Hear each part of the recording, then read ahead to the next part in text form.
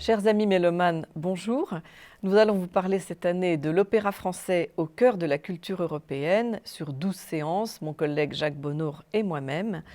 Et je vais ouvrir le feu avec l'opéra baroque sous Louis XIV et notamment la tragédie lyrique créée par Lully en France au XVIIe siècle. Cette tragédie lyrique d'ailleurs influencée par l'opéra italien avec des ingrédients typiquement français comme le théâtre, la déclamation, les danses.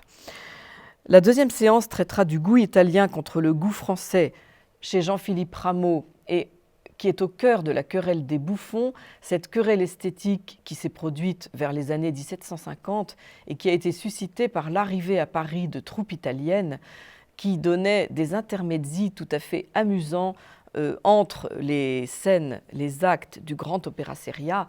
Et ces sketchs étaient spontanés, improvisés, et plaisait énormément au public français. Et il y a eu donc à cette époque, en 1750, une opposition de goût entre le coin du roi qui préférait la tragédie lyrique de Lully, sérieuse, sur des sujets mythologiques ou historiques, avec une belle déclamation et des danses, et le coin de la reine, représenté par Jean-Jacques Rousseau et Pergolèse, notamment avec la servante maîtresse, qui mettait en avant au contraire cette spontanéité, ce naturel et ce chant de l'opéra italien. De cette querelle des bouffons est né l'opéra comique au XVIIIe siècle que je vais vous traiter chez plusieurs compositeurs, Jean-Jacques Rousseau, Dauvergne, Philidor, Monsigny et Grétry. Cet opéra comique s'est créé dans les mêmes années, vers 1750, et a été un genre à la fois typiquement français et en même temps hérité de ce chant italien. Et c'est là que le réseau d'influence au XVIIIe siècle, comme vous pouvez le constater, est très lié à l'Italie et aux apports de l'Italie.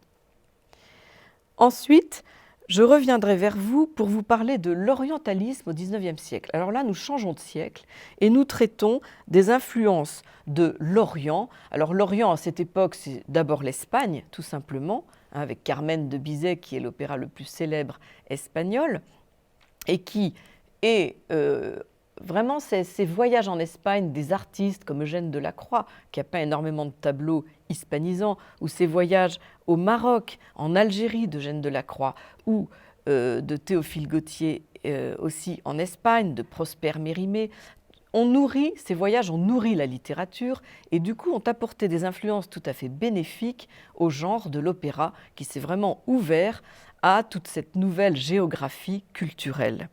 Et je vais vous parler d'auteurs comme Boieldieu, qui a composé par exemple Le Calife de Bagdad, qui est un opéra orientalisant, jusqu'à Léo Delibes, qui a composé sa célèbre Lakmé, qui met en scène une jeune orientale, une jeune hindoue, et cet opéra se passe aux Indes avec tout le décor et le folklore et la rutilance des hindous, et les compositeurs vont même utiliser des modes hindous, des rythmes hindous, des danses hindous, des instruments qui vont évoquer l'Orient, et ça va être très intéressant.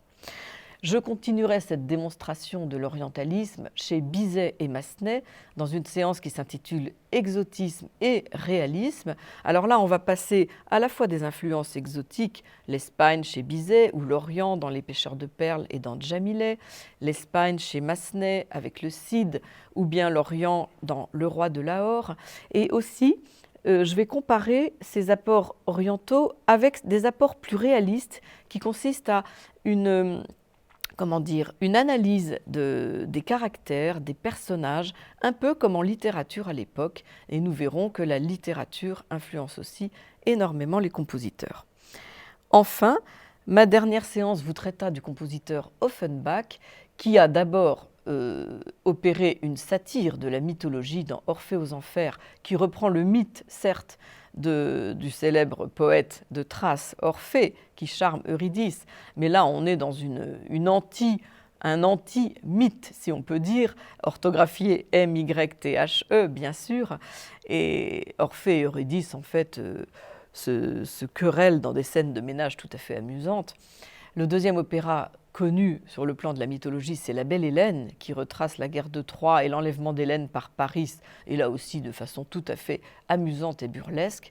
Et à la fin de sa carrière, Offenbach a composé des opéras fantastiques. Fantasio, d'après la célèbre pièce de Alfred de Musset, et Les Contes d'Hoffmann, d'après le célèbre écrivain allemand Hoffmann, qui, là, donne lieu à des envolées dans le fantastique, dans l'univers d'Hoffmann, un petit peu bizarre, un petit peu... Là, on retombe dans l'univers un peu romantique, germanique du XIXe siècle, et finalement, Offenbach renoue avec ses racines germaniques. Donc nous allons analyser tout cela au cours de toutes ces séances qui vont s'étaler sur toute l'année, et nous aurons aussi le plaisir, comme l'année dernière, d'avoir 4 séances au Conservatoire régional de Versailles avec des élèves de la classe de chant qui vont nous interpréter des extraits des opéras analysés. 2 séances se passeront avec moi et 2 autres séances avec M. Bonheur, comme vous avez eu la joie de le vivre cette année avec la symphonie et l'année dernière avec le piano.